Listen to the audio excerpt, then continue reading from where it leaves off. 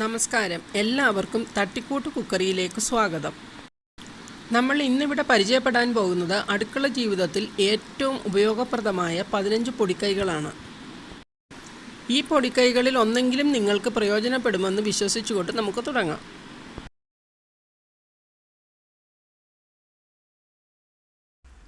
ഉള്ളി അരിയുമ്പോൾ കണ്ണ് നീറുക എന്നുള്ളതാണ് എല്ലാവർക്കും ഉള്ള ഒരു വലിയ പ്രശ്നം.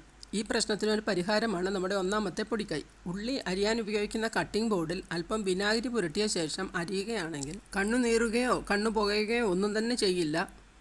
വളരെ ഈസി ആയിട്ട് നമുക്ക് അരിഞ്ഞെടുക്കാൻ പറ്റും.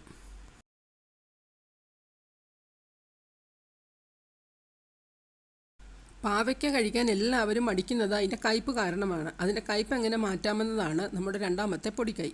പാവയ്ക്കയുടെ കയ്പ്പ് കളയാൻ വേണ്ടി 1 ടേബിൾ സ്പൂൺ വിനാഗിരിയും 1 ടേബിൾ സ്പൂൺ ഉപ്പും ചേർത്ത വെള്ളത്തിൽ പാവയ്ക്ക അരമണിക്കൂർ ഇട്ട് വെച്ചതിന് ശേഷം കറി വെച്ചാൽ മതി. ഒട്ടും തന്നെ കയ്പ്പ് അനുഭവപ്പെടുകയില്ല.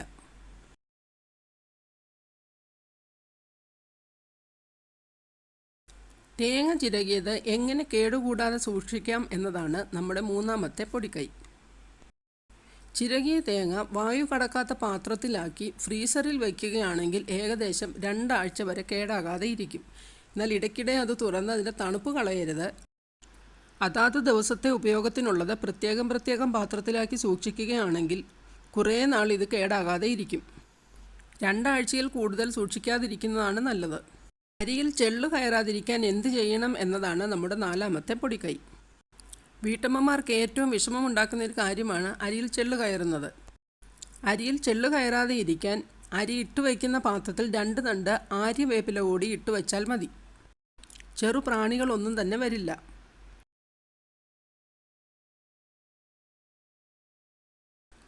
ഹോർലിക്സ്, പാൽപ്പൊടി ഇവയൊക്കെ കട്ട പിടിക്കാതിരിക്കാനുള്ള പൊടിക്കൈയാണ് 5ാമത്തെ പൊടിക്കൈ. വീട്ടമ്മമാർക്ക് ഏറ്റവും ബുദ്ധിമുട്ടുള്ള ഒരു കാര്യമാണ് രാവിലെ പാലിൽ ഹോർലിക്സ് ഇടാനോ ബൂസ്റ്റ് ഇടാനോ തുടങ്ങുമ്പോൾ അത് കട്ട പിടിച്ചിരിക്കുന്നത്. ഇവ ഇങ്ങനെ കട്ട പിടിക്കാതിരിക്കാൻ നമ്മൾ ഈ പൊടികളെല്ലാം ഫ്രീസറിൽ സൂക്ഷിച്ചാൽ മതി. നന്നായിട്ട് അടച്ച് ഫ്രീസറിൽ സൂക്ഷിക്കുക. പാൽപ്പൊടിയും ബോൺവിറ്റയും എല്ലാം ഇങ്ങനെ സൂക്ഷിക്കുക.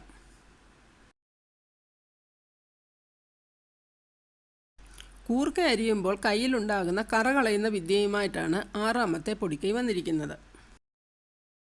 കൂർക്ക കറി വെക്കാനും കഴിക്കാനുമൊക്കെ എല്ലാവർക്കും ഇഷ്ടമാണ്. പക്ഷേ അതിൻ്റെ കറ കാരണം മിക്ക വീട്ടമ്മമാരും ഇത് ഉപയോഗിക്കാറില്ല. ഇനിയും കൂർക്കയുടെ തൊലി കളയുമ്പോൾ കയ്യിൽ പറ്റുന്ന കറ കളയാൻ വേണ്ടിയിട്ട് നാരങ്ങയുടെ നീരോ ഇരുമ്പുളിയുടെ നീരോ ഉപയോഗിച്ചൊന്ന് റബ്ബ് ചെയ്ത് കൊടുത്താൽ മതി. കറ പൂർണ്ണമായിട്ടും പോകുന്നതാണ്. പച്ചമുളക് അധിക നാൾ സൂക്ഷിക്കാനുള്ള പൊടിക്കൈയാണ് 7ാമത്തെ പൊടിക്കൈ. പച്ചമുളകിൻ്റെ ആദ്യം ചെയ്യുന്നത് അതിൻ്റെ ഞെടുപ്പ് ഭാഗമാണ്. അതുകൊണ്ട് തന്നെ പച്ചമുളക് അധികം നാൾ കേടുകാകാതെ ഇരിക്കണമെങ്കിൽ അതിൻ്റെ ഞെട്ട് കളഞ്ഞിട്ട് വായു കടക്കാത്ത പാത്രത്തിലാക്കി ഫ്രിഡ്ജിൽ അടച്ച് സൂക്ഷിച്ചാൽ മതി.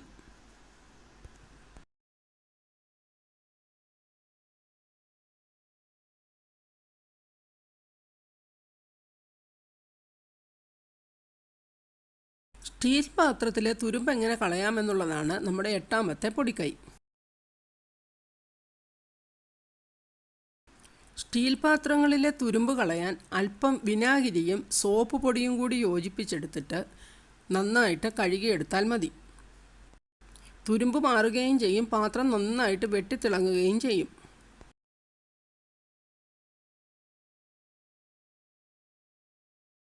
പഞ്ചസാരയിൽ ഉറുമ്പ് കടക്കാതിരിക്കാൻ എന്ത് ചെയ്യണം എന്നതാണ് നമ്മുടെ 9ാമത്തെ പൊടിക്കൈ.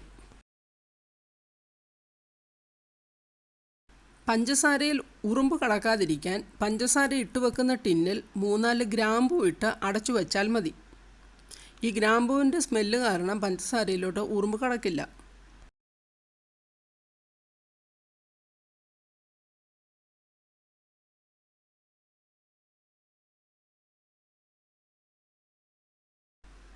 ഞാൻ ഈ പറയുന്ന പൊടിക്കൈകളിൽ ഒന്നെങ്കിലും നിങ്ങൾക്ക് ഇഷ്ടമായെങ്കിൽ എൻ്റെ ഈ വീഡിയോ നിങ്ങൾ ലൈക്ക് ചെയ്യണം. നിങ്ങളുടെ കൂട്ടുകാർക്കൊക്കെ ഷെയർ ചെയ്യണം.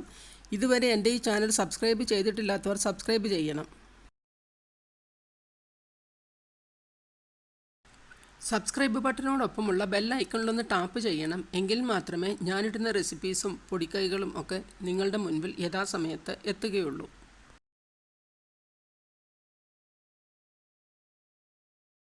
ക്യാരറ്റ് എങ്ങനെ കേടുകൂടാതെ സൂക്ഷിക്കാം എന്നതാണ് നമ്മുടെ 10ാമത്തെ പൊടിക്കൈ.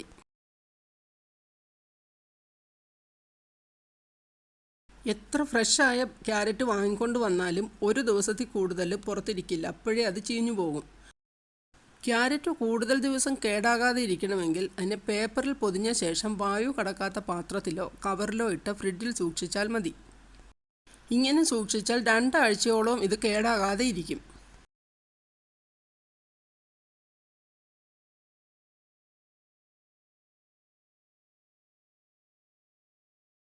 കർപ്പൂരം കേടാകാതെ എങ്ങനെ സൂക്ഷിക്കാം എന്നതാണ് നമ്മുടെ 11ാമത്തെ പൊടിക്കൈ.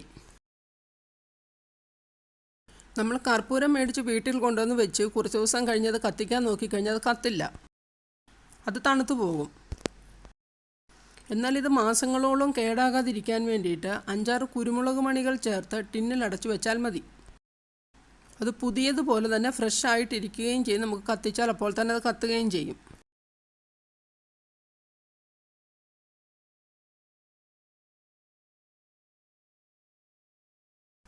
കറിവേപ്പില എങ്ങനെ സൂക്ഷിക്കാമെന്നതാണ് നമ്മുടെ 12ാമത്തെ പൊടിക്കൈ.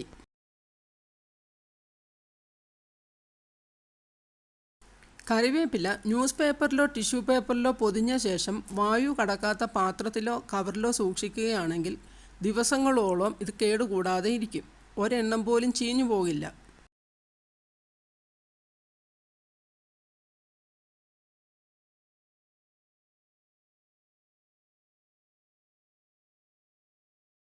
തേങ്ങാപ്പാലിന് കൊഴുപ്പ് കൂട്ടാനുള്ള വിദ്യയാണ് നമ്മുടെ 13ാമത്തെ പൊടിക്കൈ.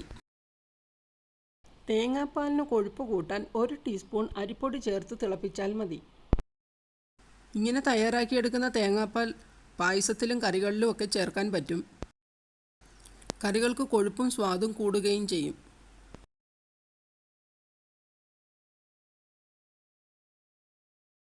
നന്നായി പഴുത്തുപോയ തക്കാളി എങ്ങനെ മുറിക്കാമെന്നുള്ളതാണ് നമ്മുടെ 14ാമത്തെ പൊടിക്കൈ.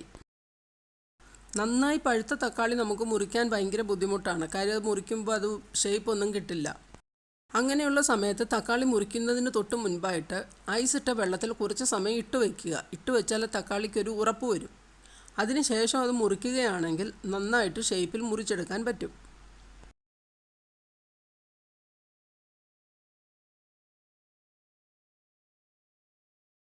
ചായപാത്രത്തിലെ കറ കളയാനുള്ള വിദ്യയാണ് നമ്മുടെ 15ാമത്തെ പൊടിക്കൈ. പതിവായിട്ട് ചായയും കാപ്പിയും എടുക്കുന്ന പാത്രം എത്ര കഴുകിയാലും ചില വീട്ടമ്മമാർ വരെ അതിൻ്റെ അകത്തെ കറ പോകുന്നില്ല, അത് വൃത്തികേടായിട്ടിരിക്കുന്നു എന്നൊക്കെ. ഇങ്ങനെ സ്ഥിരമായി കാപ്പിയും ചായയും എടുക്കുന്ന പാത്രത്തിലെ കറ കളയുന്നതിനായിട്ട് തിളച്ച വെള്ളത്തിൽ അല്പം ബേക്കിംഗ് സോഡ ഇട്ട് അത് ഉപയോഗിച്ച് പാത്രം ഒന്ന് കഴുകി നോക്കൂ. നന്നായിട്ട് വെളുക്കും, അതിലെ കറയെല്ലാം പോയി കിട്ടും. ഇനിയും നല്ല നല്ല റെസിപ്പീസും പൊടിക്കൈകളുമായിട്ട് നിങ്ങളുടെ മുൻപിൽ എത്താൻ കഴിയട്ടെ എന്ന പ്രാർത്ഥനയോടെ എല്ലാ കൂട്ടുകാർക്കും നന്ദി.